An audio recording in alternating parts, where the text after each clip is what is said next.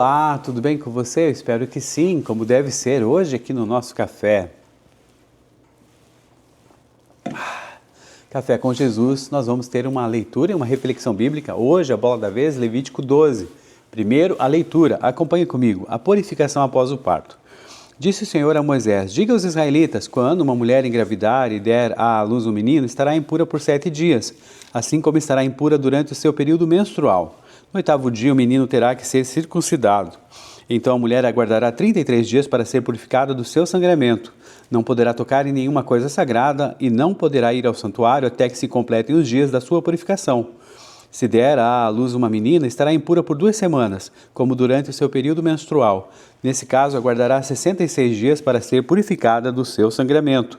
Quando se completarem os dias da sua purificação pelo nascimento de um menino ou de uma menina, ela trará ao sacerdote, à entrada da tenda do encontro, um cordeiro de 1 ano para o holocausto e um pombinho ou uma rolinha como oferta pelo pecado.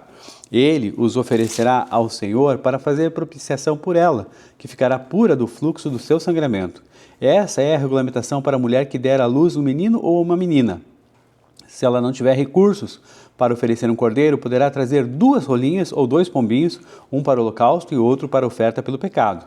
Assim o sacerdote fará propiciação por ela e ela ficará pura. Senhor nosso Deus, obrigado por esse tempo de leitura, Senhor. Levítico 12. Agora nos dá sabedoria e discernimento para a gente poder refletir sobre essa passagem, Pai. Pedimos a Tua bênção e a Tua paz, em nome de Jesus.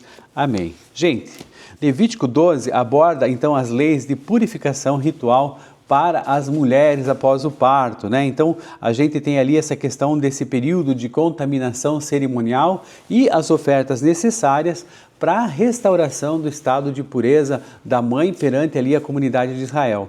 Esse capítulo ele é relativamente curto, está inserido aqui no bloco das leis sobre pureza e impureza ritual do Pentateuco e reflete a santidade de Deus e a profunda sacralidade da vida e do sangue tratado aqui no âmbito da teologia do Antigo Testamento. Então, sacralidade, o que é ser sacro, né? Ou sacralidade é aquilo que é sagrado, que é divino ou digno de profunda veneração e respeito. Ou seja, tudo que é separado do uso comum e profano para pertencer exclusivamente a Deus, estando ali impregnado da sua presença, autoridade e também dignidade absoluta. No contexto bíblico, então, essa sacralidade é um atributo derivado da sua conexão direta com Deus, a fonte de toda a vida e santidade, exigindo então do ser humano uma atitude permanente de reverência, respeito, temor e cuidado diante de tudo o que carrega a marca do divino. No caso aqui, da mulher, a vida e o sangue, né? E aí temos a questão da análise ali do resumo estruturado de Levítico 12, onde ali no versículos 1 até o 5, existem as leis e os prazos para a purificação da impureza, aquela questão ali das regras sobre impureza então cerimonial, ali estabelecidas por Moisés acerca da mulher depois que ela dá à luz. E aí questão de, se for do sexo masculino, a mãe fica impura então por 7 dias, e aí tem a questão da circuncisão do menino que deve ser feita no 8º dia. E deve esperar então 33 dias, 7 dias que eu já falei, mais 33, são 40 dias adicionais aí para purificar-se do seu sangue, sem tocar em nenhuma coisa sagrada, nem ir ao santuário até cumprir o tempo da sua purificação. E se a criança for do sexo feminino, aqui no caso de Levítico, a mãe fica impura então por 2 semanas, 14 dias, e deve aguardar por 66 dias, um total de 80 dias adicionais aí para a purificação do sangue, dobrando então o período que está prescrito na lei.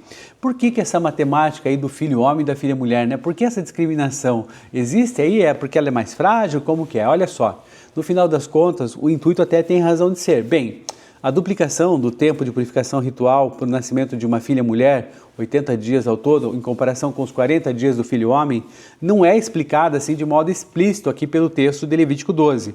Mas a teologia bíblica e a exegese, né, do Antigo Testamento, elas apontam aqui para o conceito de sacralidade da vida. A vida é sagrada. E da capacidade temporária, vamos dizer assim, né, dessa questão toda de poder pensar o seguinte, que na mentalidade de Israel, na mentalidade ali sacerdotal de Israel, o sangue é o símbolo supremo da vida, conforme a gente lê em Levítico 17, ainda a gente vai fazer isso, né, esse estudo, versículo 11. Pois a vida da carne está no sangue, e eu o dei a vocês para fazerem propiciação por vocês mesmos no altar. É o sangue que faz propiciação pela vida. Então, ao dar à luz uma menina, a mãe não estava apenas gerando uma nova vida, mas trazendo ao mundo alguém que também possuía potencialmente o dom também sagrado de sangrar e de gerar novas vidas no futuro. Então essa dupla carga de potencial aí vital, né, e de futuros ciclos reprodutivos aí para o futuro, exigia de modo simbólico um tempo estendido de consagração, resguardo e transição ritual diante do santuário. Então, além desse aspecto simbólico, né, teológico, a gente tem aí a questão de que existe essa dimensão da proteção e do resguardo social para a mãe e para a filha recém-nascida. Então, em uma cultura do Oriente Antigo Próximo, que frequentemente hipervalorizava o nascimento de herdeiros homens, né, como nós já vimos, a legislação divina impunha o dobro do tempo de descanso, isolamento dos trabalhos ali pesados e cuidados exclusivos para a mãe de uma menina. Dessa forma, a lei aqui levítica impedia então a mulher que ela fosse precocemente pressionada a retornar para suas rotinas domésticas e conjugais intensas, garantindo então um período prolongado de amamentação, fortalecimento e de vínculo com a sua filha. Depois aí nós temos a questão de que os versículos 6 a 8 fala a questão dos sacrifícios e da restauração da pureza ritual, né? E aí tem a questão lá de fazer a expiação ali com o cordeiro e também a questão de uma rolinha ou duas rolinhas, e para quem não pudesse, então, ou duas pombinhas ou duas rolinhas para oferta pelo pecado. Então o sacerdote faria a expiação por ela e ela ficaria pura. Então aqui, como nós estamos vendo nesse aspecto, aqui no que nos cabe refletir, né? Deus é inclusivo, ele não é excludente. Não seria a condição econômica da mãe aí que nós não poderia ofertar, por exemplo, um cordeiro, mas poderia ofertar sim rolinhas ou pombinhos, que impediria de oferecer sacrifícios para encerrar ali o seu estado de impureza. Veja só, Deus valoriza a atitude de coração, a obediência, não as posses da pessoa. Isso ganha ainda mais força no Novo Testamento, quando a gente vai ver essa questão lá em Lucas, capítulo 2, versículos 22 e 24, o episódio de Jesus sendo apresentado no templo, quando o próprio Deus encarna e vem ao mundo, então, na família de Maria e de José, ele escolhe vir em uma família que precisou usar essa exata cláusula de inclusão, digamos assim, duas rolinhas ou dois pombinhos. Então, o Salvador do mundo foi acolhido debaixo da oferta dos pobres. Mas espera aí, a mulher, por ter a sua regra, fluxo de sangue, ela era mal vista em Levíticos, e essa relação aí entre a regra da mulher, o sangue e a sacralidade? Bom, a resposta é curta e direta. A mulher não era mal vista ou considerada inferior por ter ali sua regra, seu fluxo de sangue em Levítico, tá? Só para vocês entenderem isso. E aí o que acontece? No pensamento ocidental moderno aqui que a gente tem, né? A gente costuma associar essa palavra impureza com algo assim nojento, imoral, sujo, ou então sob castigo de Deus, né? Mas na mentalidade bíblica do Antigo Testamento, pessoal, e especificamente aqui nesse sistema sacerdotal de Levítico, o conceito de impureza ritual tinha uma lógica totalmente diferente. Então vamos lá, 3 pontos para a gente compreender essa relação, né, entre a regra, entre a menstruação, o sangue e a sacralidade. Então nós temos o primeiro, que é a impureza ritual não é pecado e não é falha moral, tá bom? Em Levítico, a impureza ritual, na imensa maioria das vezes, ela não tem conotação moral de culpa. Ficar impuro ritualmente fazia parte do ciclo natural da vida humana. Por exemplo, aqui, quem sepultava o próprio pai ou a mãe ficava impuro por tocar no cadáver. E isso era um ato de amor e dever filial, não um pecado. Você pode ver isso em Levítico capítulo 21, ainda adiante, do versículo 1 até o 3. Outra coisa também, ter relações sexuais com o cônjuge gerava impureza ritual até a tarde. Nós sabemos que a tarde aqui é o pôr do sol, que era o dia, quando acabava o dia aqui para o pessoal israelita. Então, o casamento, o sexo, ele é abençoado por Deus. Nós vemos isso em Levíticos, capítulo 15, versículo 18. Ainda vamos analisar isso. E aqui a questão de dar à luz que gerava impureza, porque a maternidade é vista na Bíblia como uma das maiores bênçãos divinas, é um ato natural da vida, e isso também quer dizer que isso é privilegiado. Então não é que seja uma coisa nojenta, uma coisa horrível, não, é porque faz parte, como a gente fala, do ciclo natural da vida humana. Portanto, a menstruação não é vista então como um castigo, uma sujeira moral, mas sim como um estado temporário de transição ritual. O segundo aspecto que nós estamos falando aqui é que existe essa teologia do sangue em Levíticos. A vida está no sangue. Para entender Levítico é preciso olhar lá, como nós já falamos, no Levítico 17:11, a vida da carne está no sangue. Então, nessa teologia judaica, o sangue é símbolo supremo da vida que pertence exclusivamente a Deus.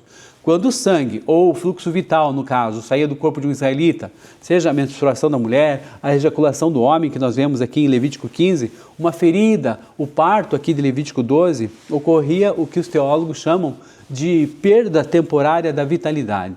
Na mentalidade do Antigo Testamento, Deus é a fonte de vida perfeita, plena, imortal e inalterável. A morte, o sangramento e os fluidos corporais lembram o que? A fragilidade, a mortalidade, a finitude humana decorrentes da entrada do pecado no mundo, conforme nós já vimos lá em Gênesis capítulo 3. Por isso, o sangue que saía do corpo não podia entrar em contato direto ali com o tabernáculo, com o santuário, sem esse devido processo de purificação.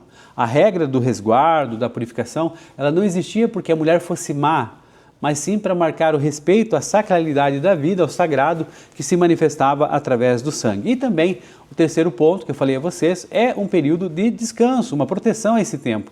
Longe então de ser uma forma de discriminação contra a mulher, as leis de purificação garantiam a ela um período de proteção física e de respeito social. Durante os dias da sua regra, a mulher estava totalmente isenta das obrigações culturais e de deveres conjugais. E também as leis de contaminação ritual impediam que terceiros pressionassem a mulher para trabalhos pesados ou também forçassem ela a ter relacionamentos íntimos, quando ela estava num período de desconforto físico e, de certa maneira, de vulnerabilidade também. Então, a mulher não era mal vista por ter sua regra, né? O fluxo de sangue lembrava o povo que a vida é sagrada e que pertence a Deus e que o ser humano é finito e vulnerável. O ritual de purificação não era assim então uma punição para limpar a sujeira, mas era uma ponte pedagógica, né, como nós vemos aqui, para reintroduzir a pessoa, a mulher, com reverência na presença de um Deus santo e doador da vida. Então esse capítulo de Levítico 12, ele faz o que para a gente? Ele ensina pedagogicamente que a vida e o nascimento pertencem soberanamente a Deus. A aproximação da santidade divina exige então essa purificação ritual daquilo que nos conecta com a nossa finitude e fragilidade humanas.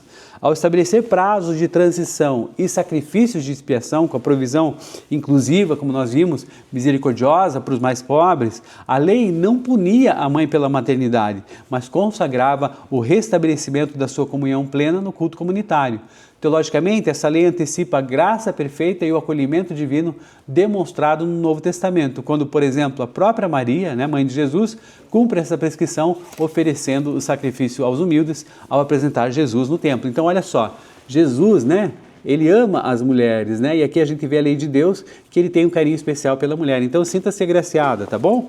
E qual que é o nosso desafio pessoal para hoje? É que Deus nos dê a sensibilidade espiritual, então, para valorizar, proteger, honrar a saúde de cada mulher de nossas famílias da comunidade, seja esposa, seja mãe, seja avó, né? Sejam sobrinhas e assim por diante, reconhecendo o papel sagrado que elas desempenham nos planos do Criador. As irmãs também, estava lembrando aqui, e que cada um de nós, então, ore em favor dessas mulheres, dessas mães, dessas gestantes, pedindo que o Senhor as fortaleça em sua vulnerabilidade e nesses períodos de vulnerabilidade, porque no mais elas são umas lutadoras, né, incansáveis. Renove suas forças físicas e emocionais e as preencha com paz, dignidade em todas as fases da vida. É o que nós desejamos aqui no nosso café.